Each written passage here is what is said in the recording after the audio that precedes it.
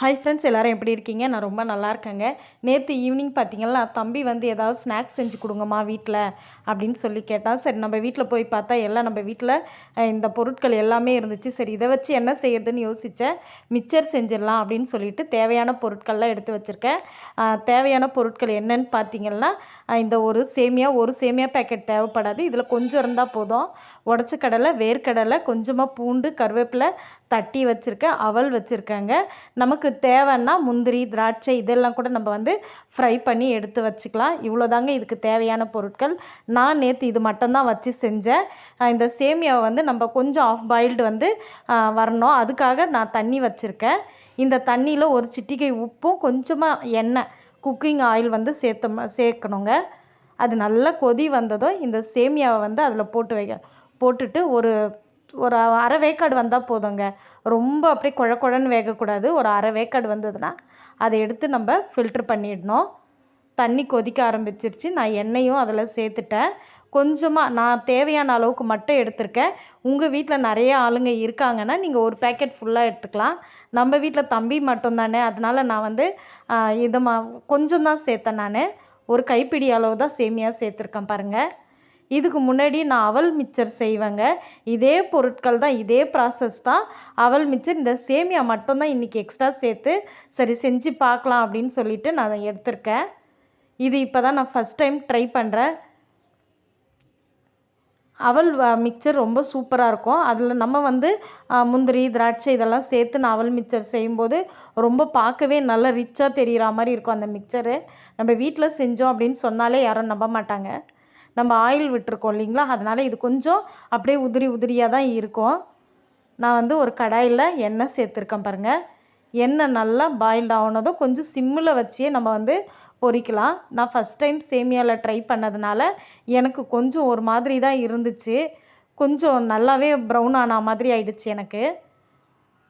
ஆனாலும் நல்லா தான் இருந்துச்சு. நல்ல மொறுமொறுப்பாக இருந்தது சாப்பிட்றதுக்கு. இந்த மாதிரி நம்ம வந்து உதுத்து விட்டுறணும். உங்களுக்கு தெரியும் இல்லைங்களா, நம்ம முறுக்கெல்லாம் வீட்டில் செய்வோம். இந்த எண்ணெய் சலசலப்பு அடங்குனதுமே நம்ம வந்து திருப்பி போட ஆரம்பிச்சிடணும். அந்த சலசலப்பு அடங்குறதுக்கு முன்னாடியே சில பேர் வந்து பார்த்திங்கன்னா கரண்டி விட்டு இப்படி எப்படி பண்ணிக்கிட்டே இருப்பாங்க. அந்த மாதிரி பண்ணக்கூடாது.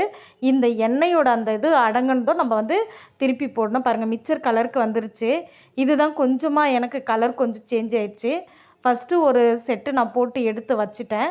இது செகண்ட் டைம். ஏன்னா நம்ம வீடியோவில் காட்டணும் இல்லைங்களா, அதனால் எப்படி வருதுன்றதுக்காக நான் ஃபஸ்ட்டு ஒரு செட்டு வந்து எடுத்து வச்சுட்டேன்.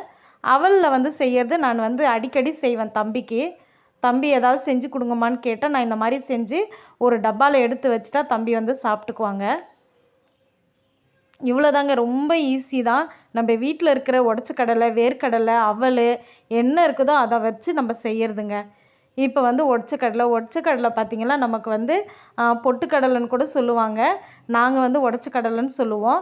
இதை வந்து நம்ம கலர் சேஞ்ச் ஆகக்கூடாதுங்க. இதுவும் அவலும் மட்டும் கொஞ்சம் கேர்ஃபுல்லாக பார்த்து எடுக்கணும் நம்ம. இல்லைன்னா டக்குன்னு கரிஞ்சிரும். இது நிறம் மாறிடுச்சுன்னா நல்லா இருக்காது. அதுக்காக நம்ம பாருங்கள், கொஞ்சம் கலர் சேஞ்ச் ஆனது, அந்த பொன்னிறம்னு சொல்லுவாங்க இல்லைங்களா, அந்த மாதிரி இது வரணும். அவல் வந்து கொஞ்சம் நல்லா அப்படியே புஷ்ஷுன்னு வந்தால் போதும். இந்த கலரில் இருக்கும்போது நம்ம 1 by 1 இதை வந்து ஆயிலில் பொரித்து எடுத்துக்கணுங்க. இன்னொரு பக்கம் வந்து அவல் வந்து நான் வந்து எடுத்து வைக்கிறேன் பாருங்கள். இந்த சேமியா உங்களுக்கு வேண்டாம் அப்படின்னு நினச்சா இப்போ இதே பொருட்கள் வச்சு இந்த அவல் இப்போ நம்ம போட்டிருக்கோம் இல்லைங்களா, இது கூட நீங்கள் வந்து இதை மட்டுமே வச்சு கூட சூப்பரான மிக்சர் வீட்டில் பசங்களுக்கு செஞ்சு கொடுக்கலாம். ரொம்ப டேஸ்டியாகவும் இருக்கும், ரொம்ப ஹெல்த்தியும் கூட. அவல் இல்லைங்களா, அவல் வந்து சும்மா நம்ம போட்டு பசங்கக்கிட்ட கொடுத்தோம்னா சாப்பிட மாட்டாங்க. இந்த மாதிரி மிக்சர் மேக்ஸிமம் வந்து பாயாசம் அந்த மாதிரி குடிக்கிறத விட பசங்க இந்த மாதிரி ஆயிலில் பொரிச்ச ஐட்டம் கொடுத்தீங்கன்னா சாப்பிட்ருவாங்க. தம்பி அப்படி தாங்க. அவல் பாயசம்லாம் செஞ்சு தரட்டுமா அரிஷின்னு கேட்டால் வேணான்னு சொல்லுவான். ஆனால் அவல் மிக்சர் செஞ்சு தரட்டுமான்னு சொன்னோம்னா ரெடியாக இருப்பான். சரி செய்யுங்கம்மான்னு. அதனால தான் நான் வந்து இந்த மாதிரி செய்கிறேன். சரி, எப்படியோ ஒன்று குழந்தைங்களுக்கு வந்து ஒரு ஹெல்த்தியாக கொடுக்கணும் இல்லைங்களா. நம்ம வீட்லேயே வந்து நல்ல ஃப்ரெஷ்ஷான எண்ணெய் வீட்லேயே செய்யக்குள்ள நமக்குமே பசங்களுக்கு கொடுக்குறது ஒரு திருப்தியாக இருக்கும்.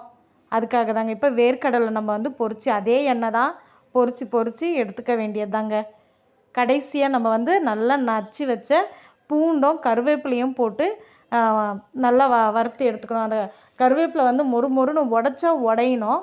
அந்த மாதிரி அதை நல்லா பொரித்து எடுத்துக்கணுங்க. அப்போ தான் நல்லா டேஸ்ட்டாக கடையில் கொடுக்குற மாதிரி இருக்கும். கடையில் கொடுக்குறத விடவே இது நம்ம வீட்டில் செய்கிறது ரொம்பவே ஹெல்த்தியாக இருக்குங்க. ஒரு பெரிய தட்டு வச்சு அதில் நான் இந்த சேமியா நம்ம பொரிச்சோம் இல்லைங்களா, அது எல்லாத்தையும் உதிர்த்து விட்டேன். ஆனால் சில பக்கம் வந்து எனக்கு அது என்ன சொல்கிறது, ஹார்டாக இருந்த மாதிரி இருந்தது. சிலது கையில் உதிர்க்கும்போது உதிர்ந்துடுச்சு. சிலது வந்து கொஞ்சம் ஹார்டாக இருந்தது. நான் அப்படியே விட்டுட்டேன். சரி தம்பி சாப்பிட்டுக்கோடா அப்படின்னு. நம்ம பொரித்து வச்ச எல்லாத்தையுமே நான் வந்து சேர்த்துட்டேங்க. இது கூட கொஞ்சமாக நம்ம பார்த்திங்கன்னா மஞ்சத்தூள், மிளகாய் தூள் சேர்க்கணும். அதுக்கப்புறமா உப்பு சேர்க்கணுங்க. மெயினாக நம்ம எதுலேயுமே உப்பு போடலை இல்லைங்களா, சேமியா பொரிக்கும்போது பாயில்டு பண்ணும்போது ஒரு சிட்டிகை உப்பு போட்டோம். அதுக்கப்புறம் நம்ம எதுலேயுமே உப்பு போடலை. உப்பு கொஞ்சமாக போட்டு வெறும் மிளகாய்த்தூள் போட்டிங்கன்னா நல்லாயிருக்கும், சூப்பராக இருக்கும். பார்க்க கலருமே நல்லாயிருக்கும். மஞ்சத்தூள் கொஞ்சம் பெருங்காய பொடி போடுங்க. நான் வந்து பெருங்காயத்தூள் வந்து சேர்க்கலை, நான் மறந்துட்டேன். ஆனால் நீங்கள் செய்யும்போது பெருங்காயத்தூள் போட்டு செய்யுங்க. டேஸ்ட்டு, வாசனை எல்லாமே சூப்பராக இருக்கும்.